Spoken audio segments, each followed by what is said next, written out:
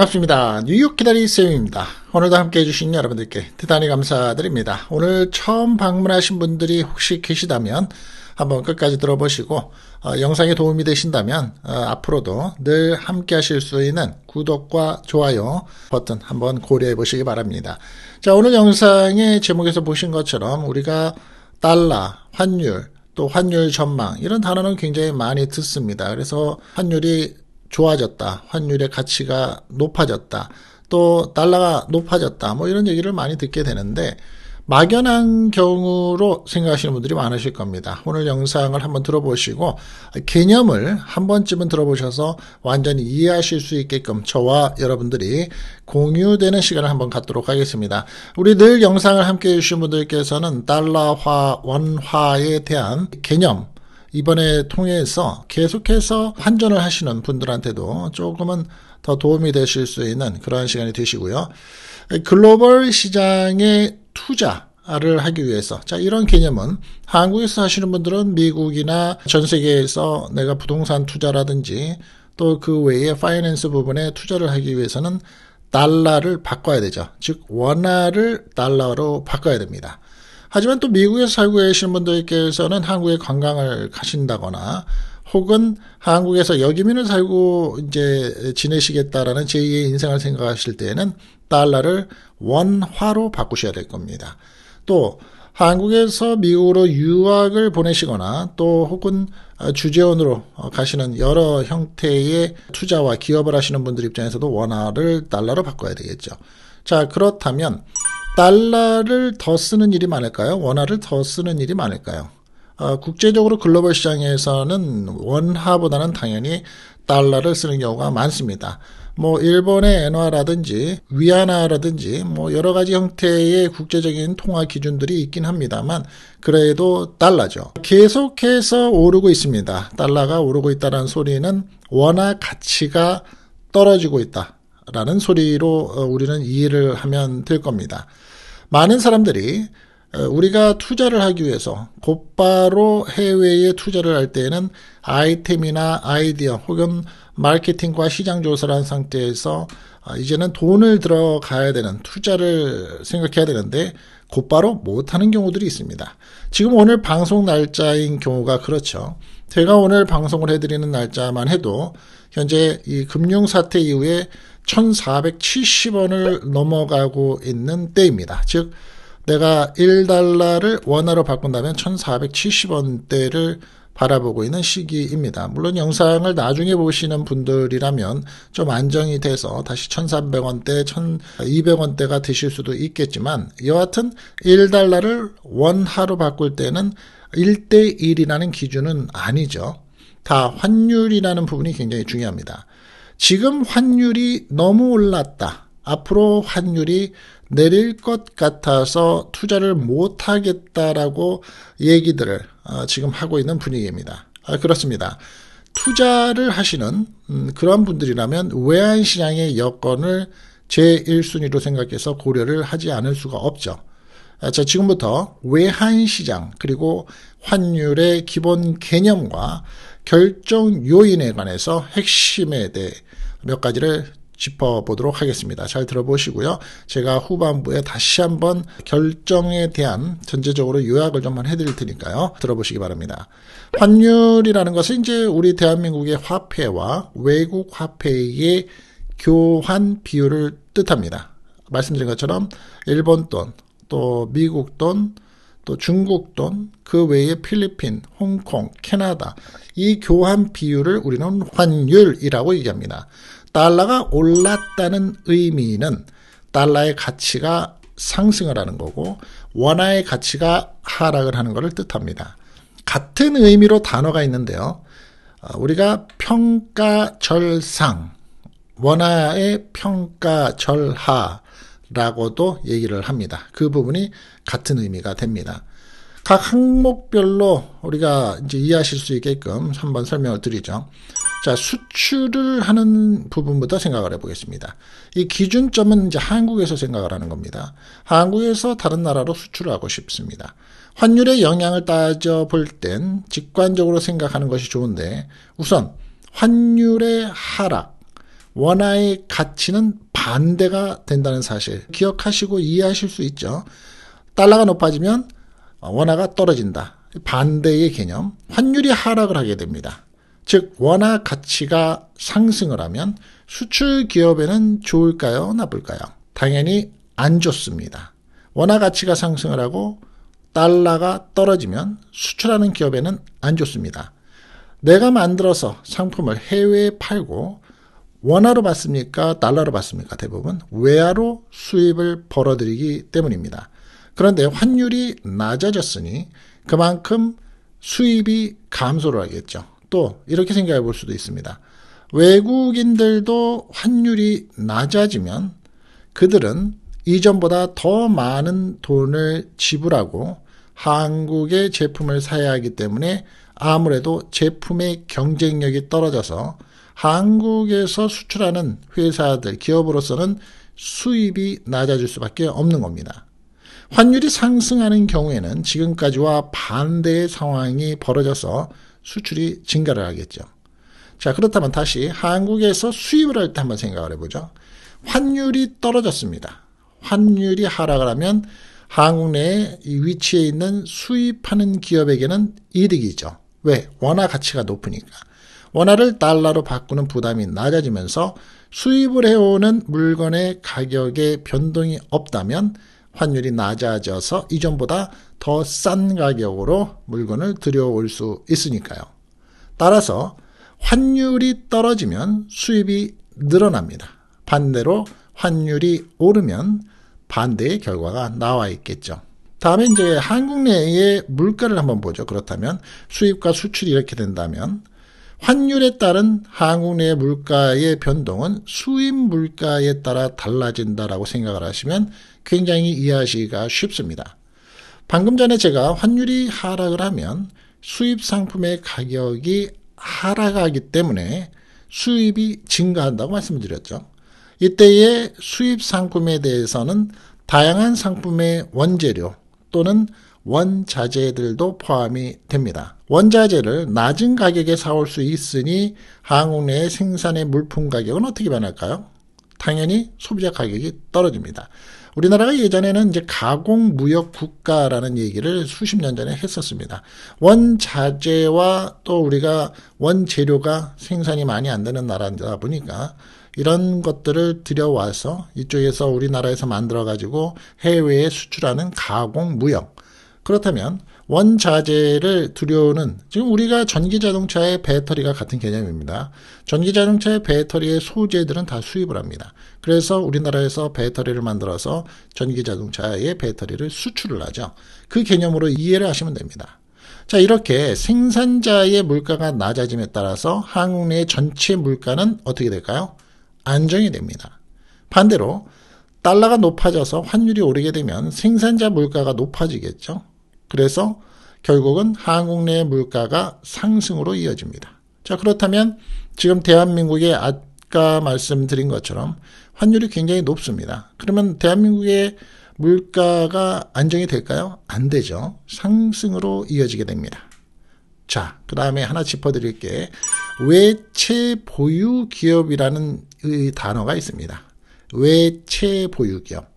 이 외채 보유 기업이라는 건 뭐냐면 쉽게 말해서 해외에서 돈을 빌려와서 제조를 하고 만들어서 수출을 하거나 우리 국내에 유통을 시키는 기업을 뜻합니다. 외채 보유 기업.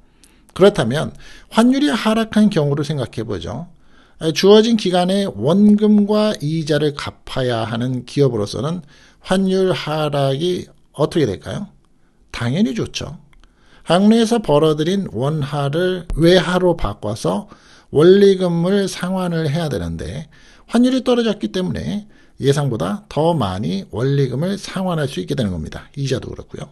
반대로 환율이 오르게 되면 원리금 상환이 당연히 부담이 되겠죠. 이해되셨습니까? 아, 그래도 이해가 안 되신다고요? 자, 그렇다면 구체적으로 다시 한번 설명을 드릴 테니까 지금서부터 한번 들어보십시오. 잘. 제가 조금 짧게 나눠드리겠습니다. 원화 가치가 떨어지는 겁니다. 즉 환율이 상승을 하는 거죠. 원화 가치가 떨어진다 그러면 우리 대한민국으로 봤을 때 장점이 뭐가 있을까요? 원화 가치가 떨어지는 경우에는 한국의 경제에 미칠 수 있는 긍정적인 영향의 조건을 몇 가지로 생각해 볼 수 있습니다. 다만 이러한 영향의 조건은 특정 조건에서만 긍정적일 수도 있고요. 또 어떤 경우에는 항상 이 좋은 결과가 보장이 되는 건 아닐 수도 있습니다. 자, 첫 번째입니다. 수출 경쟁력이 어떻게 될까요? 강화가 될 겁니다. 원화 가치가 떨어지고 달러가 높을 경우에는 수출 경쟁력이 강화가 됩니다. 원화 가치가 하락을 하면 한국의 상품의 가격이 외국 통화 기준으로 저렴하기 때문에 수출 경쟁력이 강화가 됩니다. 지금처럼 달러가 높을 때에는 수출은 잘 된다는 소리죠. 한국은 수출 의존도가 높은 나라이기 때문에 반도체, 자동차 이런 것들의 원화의 약세는 전자, 자동차, TV, 석유화학 등 주요 산업의 수출이 증가할 가능성이 높아집니다. 그럼 무역에서는 수지 개선이 어떻게 될까요? 무역에서 생각을 한다면 수출이 늘어나기 때문에 무역 수지에 대한 개선이 될 수 있습니다. 특히 한국의 주요 교역국이 어디죠? 미국, 중국입니다. 그리고 유럽연합의 EU 국가들입니다. 수입에 대한 수요가 증가를 하면 우리 대한민국으로서는 수출이 많이 되기 때문에 긍정적인 효과가 될 수 있습니다. 또 뭐가 있을까요? 관광산업입니다. 자, 해외에서 내가 100달러만 가지고 와도 15만 원 가까이를 쓸 수 있기 때문에 원화가 약세일 경우에는 외국인의 관광객들에게 한국 여행의 비용이 더 저렴하게 느껴져서 관광객의 수가 증가할 수 있습니다. 지금 일본이 그렇죠. 대한민국이 지금 일본에 가장 많이 가는 여행객이기도 하는 겁니다. 그런 분위기가 비슷한 거죠. 자, 이것은 한국 내 관광업과 관련 서비스의 산업, 즉 호텔, 숙박업, 음식점 등의 긍정적인 영향을 줄 수 있습니다. 네 번째로는 외국인의 투자 유치가 많아지게 되죠. 원화 가치가 하락이 되기 때문에 한국의 자산, 즉 주식, 부동산 등이 외국인 투자자들에게 상대적으로 매력적인 나라가 될 수 있는 겁니다. 이것은 이제 외국인의 자본 유입을 유도할 가능성을 제공하는 그러한 계기가 되는 거죠. 이해되셨죠? 자, 원화 가치가 떨어지고 달러가 높아지면, 원화 가치가 떨어지면 나쁜 점이 뭐가 있을까요? 수입 물가가 상승을 합니다. 즉, 원화 가치가 하락을 하면 해외에서 수입하는 제품의 가격이 상승을 하겠죠. 특히 한국은 원자재, 에너지 중에서 가장 큰 게 뭔가요? 석유입니다. 그리고 천연가스, 이런 에너지의 곡물 그리고 필수 품목을 많이 수입하는 나라이기 때문에 수입 물가의 상승이 결국은 제조업의 원가와 한국의 소비자 물가에 영향을 미칩니다. 두 번째로는 이렇게 되기 때문에 인플레이션이 발생을 합니다. 물가가 상승을 하죠. 수입의 비용의 증가가 한국 내 소비자 물가에 반영이 되면서 전반적으로 우리가 생활하는데 생활비가 많이 들어갑니다. 이것은 한국 국민들의 소비의 여력을 줄이고 경제 전반의 수요를 억제할 수 있는 겁니다. 다음으로는 외채를 상환하는 데 부담이 증가하죠. 대한민국이 다른 나라에 빌려오는 차관이나 돈이 있나요? 이렇게 잘 산다고 하는데 있습니다. 과거에서 빌린 돈도 있고 지금도 이자와 원금을 나눠내는 경우가 있죠. 외화로 표시가 된 국가 또는 기업의 이제 우리가 외채, 즉 돈을 갚아야 되는 비제 상환 부담이 커집니다. 원화로 외채를 갚아야 할 경우에는 더 많은 원화를 마련해야 되기 때문에 기업과 정부의 재정 부담이 증가하는 겁니다. 네 번째로는 우리 집집마다 가계 부채, 즉 빚이 문제점이 커집니다. 금리 상승이 동반이 된다면 물가 상승의 억제를 위해서 통화정책, 즉 가계 대출의 이자 부담이 커질 수밖에 없는 겁니다. 이것은 이제 소비자들이 주머니를 안 열게 되는 소비 감소와 경제 성장의 둔화로 이어질 가능성이 커지는 거죠. 그리고 우리 이제 시청자분들, 뉴욕 기다려 있으면 시청자분들이 가장 관심 있어 하는 이제 해외 유학 및 여행 비용의 증가의 관점에서 원화의 약세, 달러가 높아지는 경우는 외화를 사용하고 있는 해외 유학이나 여행 교육, 의료 비용의 상승을 시킵니다. 이것은 해외 소비를 계획했었던 개인과 기업에 추가적인 재정 부담을 줄 수밖에 없는 거죠. 달러의 가치가 높아지면 한국이 나쁜 이유 한번 또 생각을 해볼까요? 달러가 높아져서 한국이 나쁜 이유.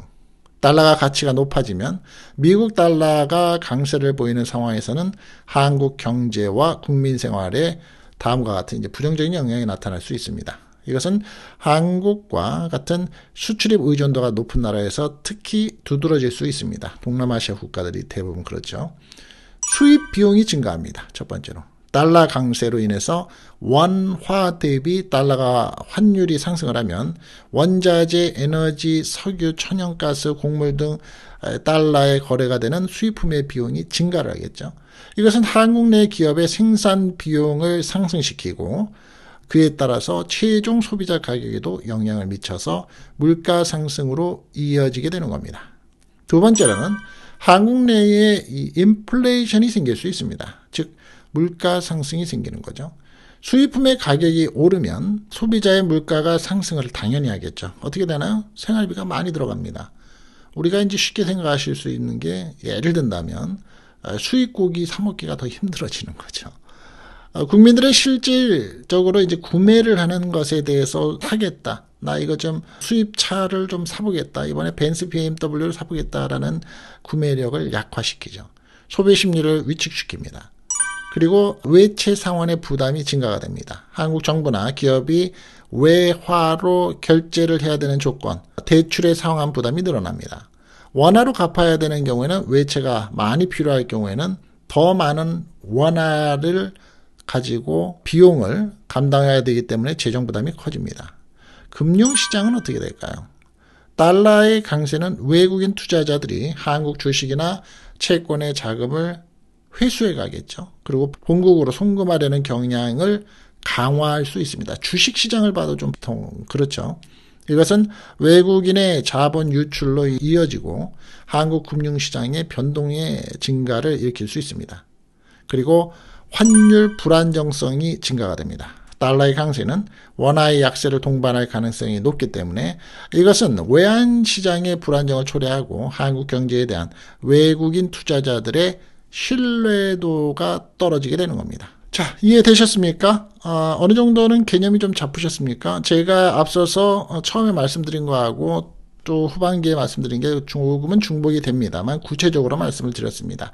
달러가 높아졌을 때 원화는 떨어지는 거고 원화가 높아졌을 때 달러는 떨어지게 됩니다. 현재 방송 날짜로 봤을 때에 달러가 어마어마하게 높아질 때에 즉 원화 가치가 떨어졌을 때 나쁜 점과 좋은 점에 대해서도 제가 말씀을 드렸습니다. 조금 이해가 되셔서 앞으로 환율의 변동이 단 10원, 5원 이런 정도의 금액이 큰 수치가 됐을 때는 아주 커다란 여파가 될 수 있다는 점으로도 우리가 한번 생각해 볼 수 있고요.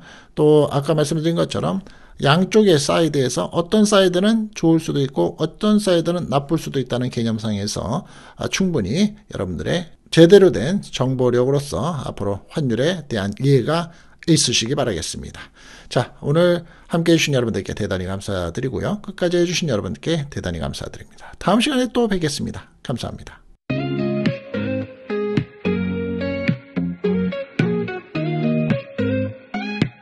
세상은 빠르게 돌아가 매일매일 변의 뉴스 속엔 새로운 이야기 그걸 놓치면 안 돼 정치와 경제 모든 게 다 연결돼 있어 알아야 해 그래야 흐름을 따라갈 수 있어 정보와 상식 뉴욕 기다리 삶의 영상에 담아 세상이 주는 이야기 우리는 알아야 해 시사와 이슈 눈을 뗄 수 없어 깊이 생각하고 함께 나누는 거야 과학의 발전 기술의 진보 우리 삶을 바꾸고 기후 변화 환경 문제 다 함께 풀어가야 해 역사의 교훈 그 안에 답이 있어 미래를 향해 나가 우리 길을 만들어가 정보와 상식 뉴욕 기다리 삶의 영상에 담아 세상이 주는 이야기